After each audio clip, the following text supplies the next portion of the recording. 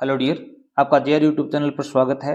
आज हम प्रवाह हिंदी कार्य पुस्तिका कक्षा 7 का आकलन 17 हल करेंगे। निम्नलिखित गद्यांश को पढ़कर दिए गए प्रश्नों के उत्तर लिखिए। एक यहाँ पर गद्यांश दिया गया है जिसमें पढ़ेंगे हम। एक गुरुकुल में बहुत से छात्र पढ़ते थे। गुरुदेव सभी छात्रों को पढ़ाते थे। शिक्षा पूरी होने पर गुरुदेव परीक्षा लेते थे। परीक्षा में सफल होने वाले छात्र पास होकर चले जाते और फेल होने वाले छात्रों को दोबारा पढ़ना पड़ता था। इसी गुरुकुल में अकर्मा, विकर्मा, सुकर्मा नाम के 3 मित्र पढ़ते थे। अपनी पढ़ाई पूरी होने के बाद वे तीनों अंतिम परीक्षा के लिए गुरुदेव के पास गए, पर गुरुदेव ने बिना परीक्षा लिए ही भेज दिया। वे जल्दी जल्दी गांव की तरफ चल दिए। रास्ते में एक जगह बहुत सारे कांटे पड़े थे। तीनों सोचने लगे कि क्या करें। कांटे हटाएंगे तो देर हो जाएगी। अकर्मा और विकर्मा कांटों से पैर बचाकर निकल गए और सुकर्मा उन कांटों को हटाने लगा। उसके मित्रों ने उसे चलने को कहा, पर वह बोला कि यदि मैं इन कांटों को नहीं हटाया तो रात में ये किसी भी यात्री को चुभ जाएंगे।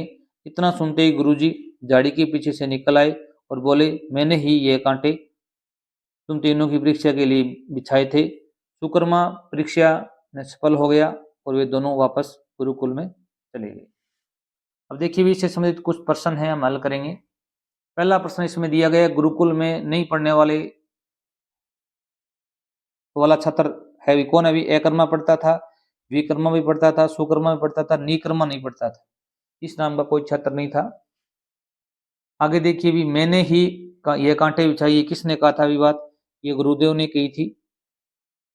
कांटों से पैर बचाकर निकल गए, कौन निकले थे? भी अकर्मा और सुकर्मा, सुकर्मा विकर्मा, अकर्मा और विकर्मा ये निकले थे।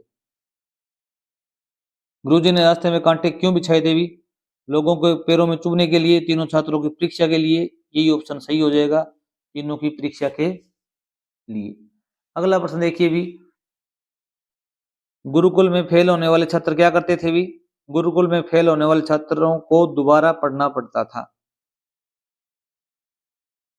क्वेश्चन नंबर 6 देखिए भी, सुकर्मा को परीक्षा में पास करके गुरुजी ने उसे गांव क्यों भेज दिया? क्योंकि सुकर्मा परीक्षा में सफल हो गया था, अर्थात उसकी शिक्षा पूर्ण हो गई थी, इसलिए गुरु ने उनको गांव भेज दिया था। नेक्स्ट देखिए भी,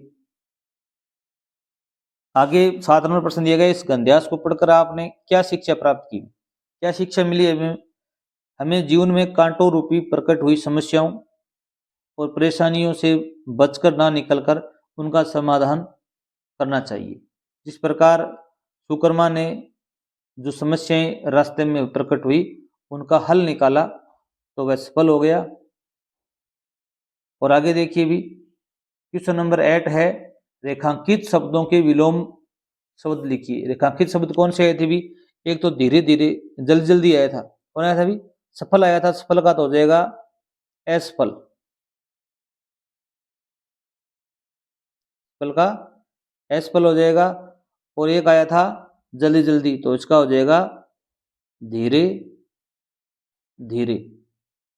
जो अपना पैसेज है उसमें 2 शब्द आए हुए थे। सफल का तो क्या हो गया? अभी असफल, और जल्दी जल्दी का हो गया धीरे धीरे। आगे देखिए भी, क्वेश्चन नंबर 9 है, गद्यांश में से कोई 2 क्रिया विशेषण शब्द छांटकर उनसे वाक्य बनाइए। क्रिया विशेषण क्या होते हैं? अभी जो क्रिया की विशेषता बतलाते हैं। अब यहाँ पर एक शब्द हमने ले लिया वहां से, जल्दी जल्दी, इससे हम एक वाक्य बनाएंगे। हम जल्दी जल्दी चल रहे थे। जल्दी जल्दी चल रहे थे। यहाँ पर जो चलना एक क्रिया है, क्या भी क्रिया है, इसकी विशेषता बता रहे हैं ये शब्द, कि धीरे धीरे चल रहे थे, जल्दी जल्दी चल रहे थे। एक इसमें शब्द आया हुआ देर। आज मैं विद्यालय देर से पहुंचा या देरी से पहुंचा। तो यहाँ पर देखो भी ये देरी है शब्द है, ये पहुंचने की विशेषता बता रहा है कि कैसे पहुंचा। कैसे का उत्तर अगर कोई शब्द दे रहा है वो क्या होगा? भी क्रिया विशेषण होगा। वे कैसे चल रहे थे या हम कैसे चल रहे थे जल्दी जल्दी, ये क्रिया विशेषण है। हम विद्यालय कैसे पहुंचे? देर से पहुंचे। ठीक है।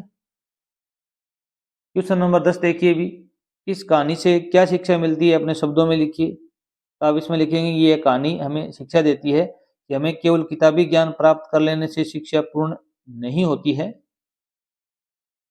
हमें मानवीय गुणों, मूल्यों का विकास करते हुए अपने समाज और देश सेवा की निस्वार्थ भाव से सेवा करनी चाहिए और जीवन में प्रकट हुई समस्याओं और कठिनाइयों से घबराकर लक्ष्य से विचलित हुए बिना उनका समाधान करते हुए आगे बढ़ना चाहिए। इस प्रकार सुकर्मा है उसने जो समस्याएं प्रकट हुई उनका समाधान किया, हमें भी उसी प्रकार समस्याओं का हल करते हुए आगे बढ़ना चाहिए ताकि हम सफल हो जाएं। Thanks for watching video.